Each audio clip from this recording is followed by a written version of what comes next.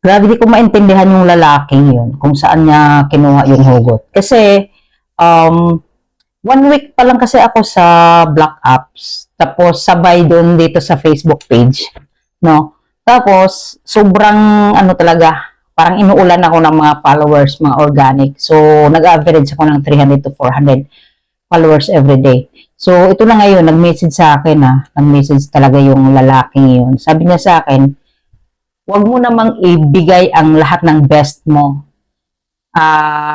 Mangloloko ka. Ang dami mong followers. Nagulat ako nun. So, paano ako nang loko? Masama ba yung ibigay ko yung best ko? Kasi nga, ginawa ko na eh. Siyempre, ibibigay ko yung best ko. Lahat ng tips, lahat ng motivation. Kasi alam ko sa panahon ngayon, sobrang daming down na tao. Sobrang maraming nanghihina when it comes to vlogging or when it comes to content creation, no? So, ang gusto ko lang magpalakas ng loob. Ngayon, syempre, ibibigay ko lahat. Okay? So, pangalaw, una, paano ako nang loko? Hindi ako nang hihingi. Pangalawa, wala rin akong pinapangako. As in, free service nga lang ginagawa ko. Nagbibigay ako ng tips. The fact, hindi pa ako kumikita doon sa Black Apps na yon. Gusto ko lang. Okay? Dito naman sa Facebook page, matagal na ako nag-post. So, I don't care kung kikita ako o hindi. Basta ipopost ko lang yung content. Kasi sayang naman, pag i-delete ko lang, tapos hindi ko maipost. Malay mo, maraming makakita or may tao na nangailangan sa video ko na matulungan ko or mabago ko yung mindset nila, di ba?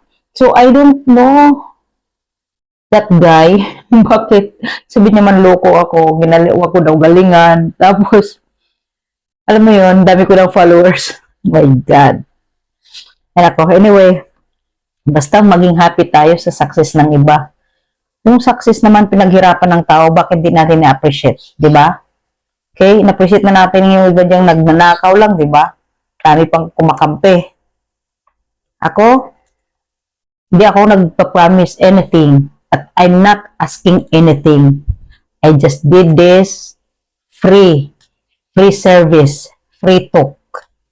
Hindi sa pagmayabang, pag nag-talk ako, binabayaran naman ako eh. Pero dito, it's a free.